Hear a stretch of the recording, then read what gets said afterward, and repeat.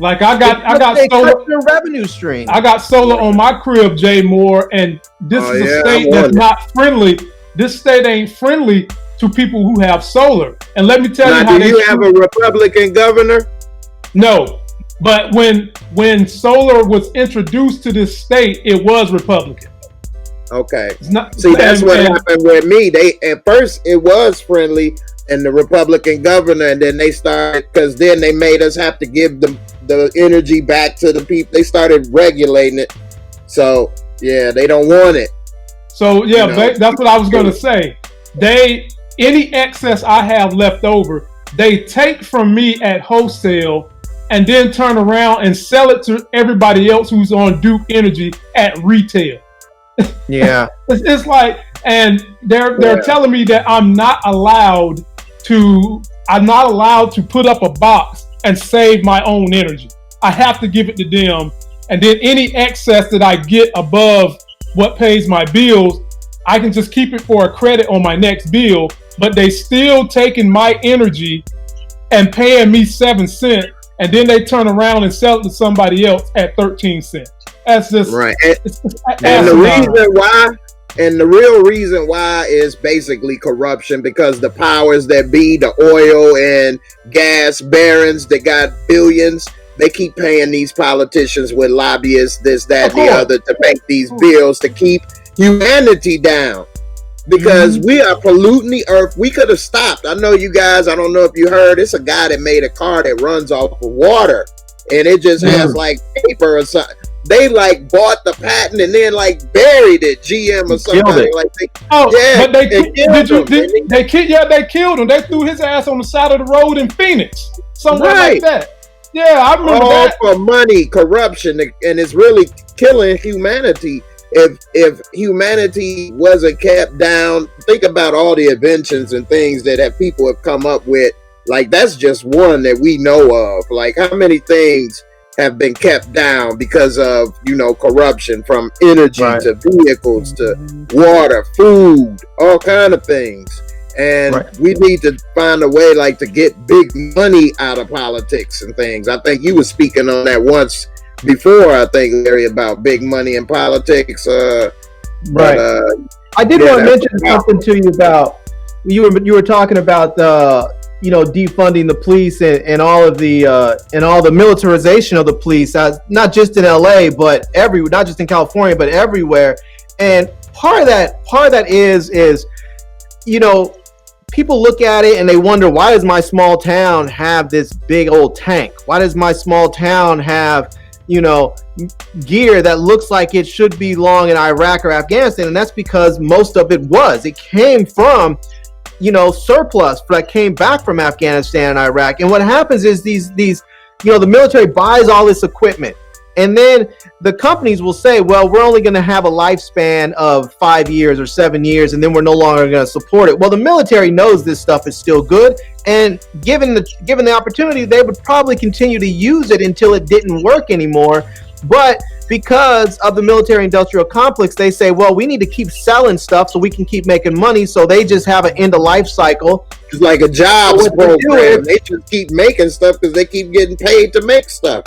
Right. So the government will say, okay, well, we're going to get rid of this stuff. So they'll either give it away to local police departments under a grant program, and then or they'll sell it to them at a very reduced rate under a grant program. And then those same companies that said these products are these vehicles or equipment is no longer supported because it's at the end of their life, it's at the end of life cycle, will then turn around and support the maintenance and upgrade of that equipment for police departments, because they'll say, well, it's for a different use and there's different standards when it's being used for a police department versus the military. So we're going to go ahead and support it for another however many years. And that way they can pull money from those departments who now have to pay, whereas if I got a flat tire on my car, I can take it to the Goodyear and pay $150 and get a new tire, where now they have to call the company and go pay $5,000 to get a tire. So it's a big money game controlled by the military industrial complex. And that's why there's such pushback on this idea of defund the police. They could have picked better wording for it, But right. Demilitarize the police is what they should have said. They know what that means. They know what that means. They mean it's taking money out of their pocket. Because when you start talking about defunding the police, people are not really saying, let's take money away from the police. What they're saying is, let's move the money around so that policing is more effective. And when you no longer have maintenance contracts for SWAT vehicles that are in some small town that have never been used, or no longer have the maintenance or the need to buy ammunition so that officers can train with military grade weapons that are never used, then all that money is just gone. It's going to someone else. It's going to mental health treatment. It's going to substance abuse treatment. It's going to to child care. It's going to Parks and Rec. It's going to all these other places that are not a part of the military industrial complex. Right. So, let me address this couple of comments. Now, let me address a couple comments. I see Aiden said, broke don't want the rich to stay rich. We get it. That's not true. Now, I don't know. I like to make money and I like to be rich. I'm not hating on rich. I actually think that that's a problem to make it de-incentivize people to want to make money and want to innovate and want to create a YouTube or whatever the case. Like these people that even created this platform wanted to make money. You know what I mean? And look what it brought us. So like, I think that's a good thing. I never hate on the rich and I like nice things. I don't have that many, but I like to. So, it's not that. It's just when you have too much money and you don't do anything with, like Jeff Bezos, 120 billion. Like he could spend 20 billion and change the world. You know what I mean? And it wouldn't make a difference. Like, what would he say? Man, I did want to buy something, but I only got 100 billion left, man. I don't even know what you could say. Like, what could he not buy on earth? Nothing. And the issue, Jay Moore, is not that people hate on the rich. The issue is that people don't like the process for which you have to go through to get to that point. That's what the issue is. People want the process to get to that class to be fair. They want everything to be fair. It'd be different if it was a level playing field, but every which way you look, it's not a level playing field for somebody to go from poor to rich.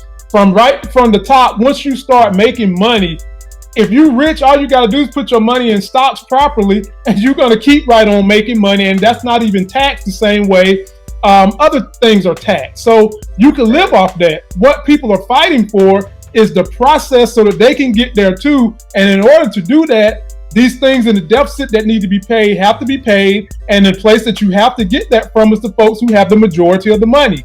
5% of America's population controls over 70% of the wealth in the country. And that's the place where the money is at. You've got to get that money somehow or another to go back to the rest of the people so that they can do the same thing they did to try to get into that class. And I'll say this, it's that the idea that people like to say this, like the poor just don't want the rich to be rich. Here's the thing, is that rich people are good at one thing that I've always seen.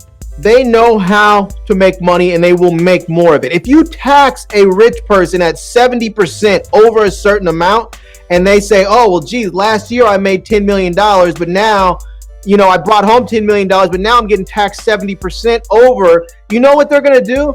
They're going to go out there and find a way to make even more money so that they're still bringing home $10 million every year, because rich people are good at making money. That's what they do. Doctors are good at helping sick people. Trash men are good at picking up the trash. Fishermen are good at feeding people. Farmers are good at growing stuff. Rich people are good at making money. So if you tax them more, they're not going to be poor. They're not going to just stop making money. They're just going to figure out a way to make more money. And anybody who's visited a country if you visited some of these European countries that we all like to just scare off as the boogeyman, ooh, they're socialists. Look at Sweden, look at Switzerland, look at whatever. If you look at some of these countries where there's more socialism, ooh, I said the bad word, and you see the average income in there, when you see the standard of living, how much higher it is, you don't see that those countries have less millionaires and billionaires. What you see is that everybody's doing better. Everybody's doing. China got a lot of millionaires. Fair distribution of wealth. Everyone does better. Right. Exactly. Yeah. Like Jay said, China's got a lot of rich people. Europe has a lot of rich people, to follow Larry's point. And one thing that this country does, and they're going to always do, is tax. They want to get taxes from everybody born. But if you want to maximize those taxes, the best way to do that is to find a way to help everybody make more money. And in order to do that, this wealth gap has got to be shrunk. And the only way you can do that right now, based on our tax system, because it's a progressive tax system, is you have to tax the part of the tax system that's at the most aggressive level. And then you put that around so that other people can use those proceeds to invest and do better in the country. Right. And this is not a zero-sum game. No. I mean, if you make $1 million and buy a Ferrari next year, and I make $1 million and buy a Ferrari next year, my Ferrari is not going to be any less enjoyable because you own one also. I mean, it just isn't. That's not the way this works. When I buy an iPhone, I'm enjoying my iPhone or my Apple Watch just as much as the next man. It doesn't take anything away from it because everybody's making more money. That's just not the way the world works. It's not supposed to work like that. But you do have these people with these elite attitudes, like Donald Trump, that want to have the law and they want to have exclusive shit for rich and tell the poor man that they can't do that. Examples, going to these little sex cults with Jeffrey Epstein and that island. They want to do that, but they don't want us to do it. And if we get caught doing it, make them feel special and better than us. You know, exactly. So here's another thing. Hold on, before we go further, because I know we could talk about this a while. Let me show this video that I was going to show a second ago. Okay. And we talk about this cop and the double treatment that goes on. So this video is on Instagram, and it's a video of this cop. He was chasing down a perpetrator, and then when he catch up with him, they just have a conversation, which this never happens when they chasing down one of us. So let's see what happens. And first, I want to point out a few things. Now, I ain't been a cop, but I've been in fights, and I always notice how a person stand in their posture, which automatically, as soon as I see him stand, I know something is wrong, but we'll see what goes on. Let's take a look and play this. Why are you running, dude? 2031. Come on. I'm making full screen a little bigger. Are you scared? Yeah. Oh, I could do it this way. Hold on. Hey. Uh-oh. No, he's still there. He's still there? Yeah, he's still there. Believe me, he gets it in with this technology.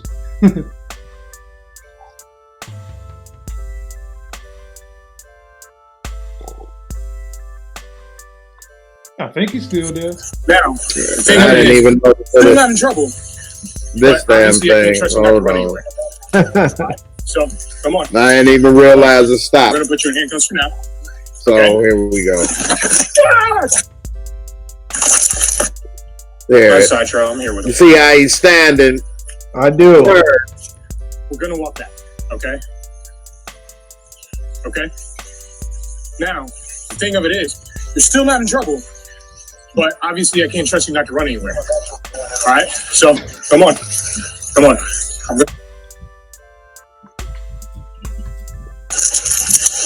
Why are you running, dude? 2031. Come on.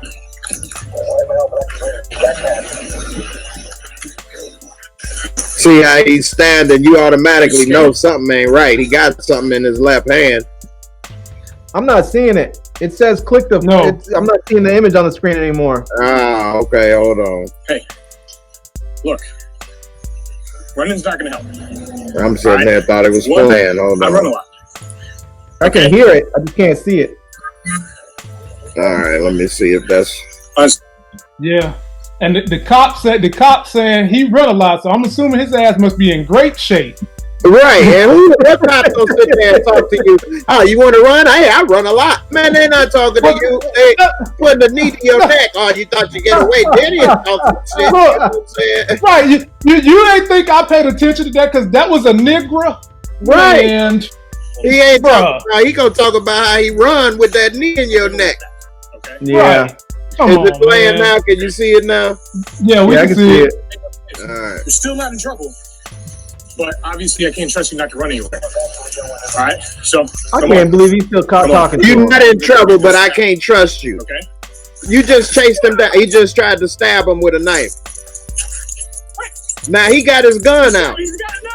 How many times would you have been shot by now? Yeah. Man, I would have had a hole in my leg, my foot, my head, probably my penis too.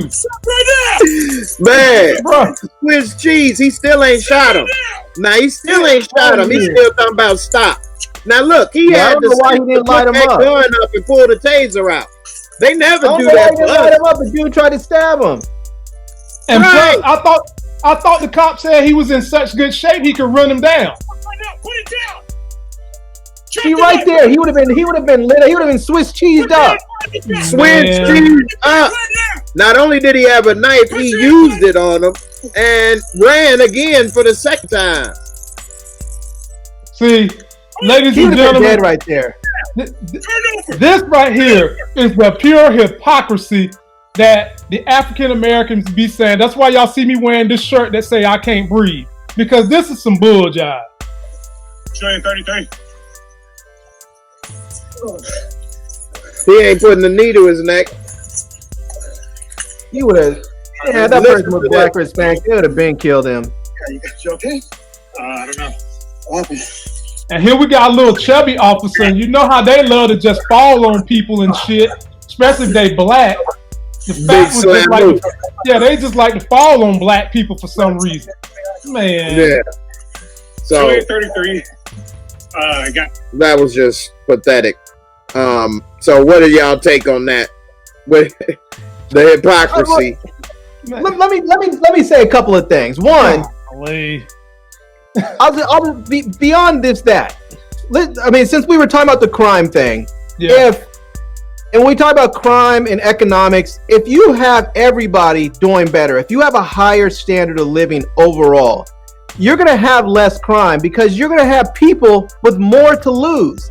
Like with me, I'm not going out into the streets and doing it. If a cop pulls me over, I'm not running. I'm thinking to myself, I'm just going to have to pay an attorney later and fight whatever they try and put on me. I'm not running. I have stuff to lose. If you give people stuff to lose, then they're not gonna take the risk. Now, the only thing they have to lose is their life, and they don't really value their life because the system doesn't value their life. They don't really have anything meaningful in their life. They're not educated. They don't have a family. They don't own a home. They don't have any real responsibilities. The only responsibilities they may have is a kid, and that kid is being paid for with government assistance or something else. They don't really care. They don't have anything else to lose. So, but if you rise all boats so everybody has something to lose, you see less crime. You're not gonna see a dude stab a cop and run. Now, I mean, that was a white dude and he may have been just crazy, so he may have done it anyways, but you're gonna see far less of that than you will elsewhere, you know? And on top of that, if cops are, I mean, this is a multi-pronged issue there, but with cops, one, if you pay cops more and there's less crime overall, you'll get a better caliber of men and women that want to be law enforcement officers. You won't have a bunch of these white supremacist dummies that are barely educated and have their minds easily manipulated joining the police departments. Those people will let me add this to their stones and right back under them. And we ask police to do too many jobs, which is why it should be the demilitarized police, like you say, move it around. They shouldn't be social workers and all this stuff going out to these calls. Exactly. You know? How do you expect a dude? How do you expect some dummy that barely graduated high school, that was bullied and has no real sympathy or compassion or empathy for other human beings? So how do you expect them to be a social worker? I mean, this dude wasn't taught how to be a social worker. This dude was taught how to fight, how to shoot his gun straight. And maybe some rudimentary, constitutional law, and that's it. This dude doesn't know how to go into a situation with somebody who just got into a fight with his wife after he lost his job and found out his kid OD'd on heroin, and now he's up in his house with a gun. You know, he's up in his house where he doesn't have a gun, but maybe there is a gun, and you're trying to talk him out of the house so you don't have to kill him. That dude's not equipped for that. Well, here's the problem. I agree with that, Larry, but here's the problem. We see that these same damn cops can become social workers when you're dealing with little buddy we just seen in the video. He was talking to him saying, I can run, don't you run, and all that. It's a problem when it's a black person or a person of color that all of a sudden their social working skills and shit go out the window. They don't know how to do that then. The only thing they know how to do then is shoot when they see the big black intimidating female or man. Then they don't got no social working skills.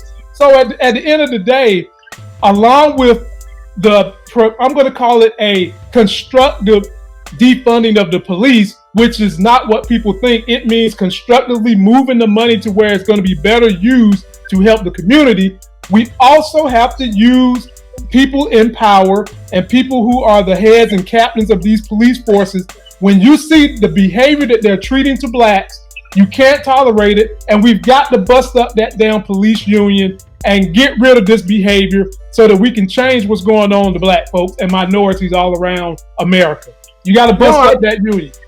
I totally agree. And I think that, and I advocated, I have, my dad was a cop for 33 years. One of my good friends back home is a cop. One of my other good friends, his little brother's a cop.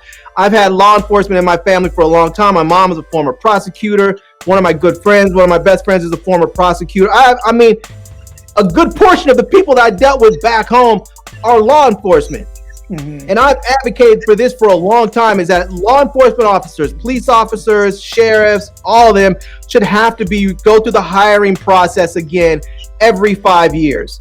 And when you think about that, that's not a lot, because over a course of a 20-year career, that means you only have to go through that process 4 times. And the reason why that's important is because you have people that join law enforcement and they start to click up. And we've seen this problem in the LAPD. We've seen it in LA County Sheriff, where they have gangs within the departments. These divisions, these precincts start gangs within there, and you need to be able to weed these people out. And so if you have to go through a background check again, where you have someone that goes through their arrest records, you go through their complaints, you actually talk to the people in their lives like you did in the pre-hire, in the hiring phase. Now, I'm not saying they need to go back to the academy. I'm not saying that, but they should have to redo a physical though. Because some should do a physical, yeah, because there's a bunch of them out there that are drug addicts and alcoholics. You have people out there that don't fit anymore, and they would rather shoot someone than chase them. Exactly. And so there is some of that. They should have to go through a physical fitness test. I'm not saying they have to go through a whole academy, because that would be extraordinarily expensive and burdensome for the departments. But they should have to go through background checks again, because there are a lot of people out there. And this is the thing: when you have soldiers that go out there and they deal with the worst element of society for 10 months, 12 months, whatever, and they're out there deployed, they come back and they are messed up mentally for the rest of their lives. Mm-hmm. Now you have police officers that go out there and they're dealing with a lot of them become cops too, which is sad. Right. Yeah. Right. But when you have police officers that go out there and they deal with people, I'm not going to call everybody the lowest common denominator of society, but when you have officers that deal with those people, and day in and day out, they're dealing with people who are at their lowest point. Whether they are a great or a good person, they are at their lowest point often when they have to deal with police officers because someone hurt them, or they hurt someone, or they had something stolen, or their kid got hurt or killed, anything. Mm-hmm. You're dealing with people at their lowest point, and that takes a toll on those officers. And you cannot expect that officers deal with that day in and day out for years, for decades for some of them, and it does not affect the way that they do their job. So there needs to be psychological testing over the period of every couple of years to make sure that these officers are still fit to do their job, because not everybody handles those psychological stresses in the same way. Some people can handle it, others can't. Right, especially for maybe like an officer that's not from that community. So his only interaction with that community is police interaction, which, like you say, is going to be at their worst. Nobody calls the police for a barbecue. You know what I'm saying? So, you know what I'm saying? Right. So he's going to see, every time he see that population, as their potential problem starter, because that's his only interaction with them. He don't have friends that live there. And so that's why it becomes even worse, because they quick to do things because they say, well, that's all, every time I'm around them, there's always this, always that. Well, that's your job. It's like a fireman spraying water on everybody's house because every time he in that neighborhood, it's a fire. Well, that's your area. Right. You know what I'm saying? That's what you're supposed to do. You don't sit here and call the fire department because it's ice on your house. You know, like, come on, man. Right. And people like the fire department because they're about saving lives, not taking lives. You don't hear people making songs called F the fire department. You know? No. I mean, that's just what it is. They show up when the fire department shows up at your house, you have a sense of relief. You have a sense of the good guys are here to help. When the police show up, you have no idea what's going to happen. As a black person, I'm not calling the police if I don't absolutely have to. You know? Because I just don't know what's going to happen. I don't know if the police are going to come to my house and hurt me when I'm the one that called. Right. You know? Right. The only alphabet boys that black people tend to like is the EMTs. That's it. That's it. That's it. You know? Saving a life. Man, that's a whole other conversation if we start talking about racial, inequality in our healthcare system.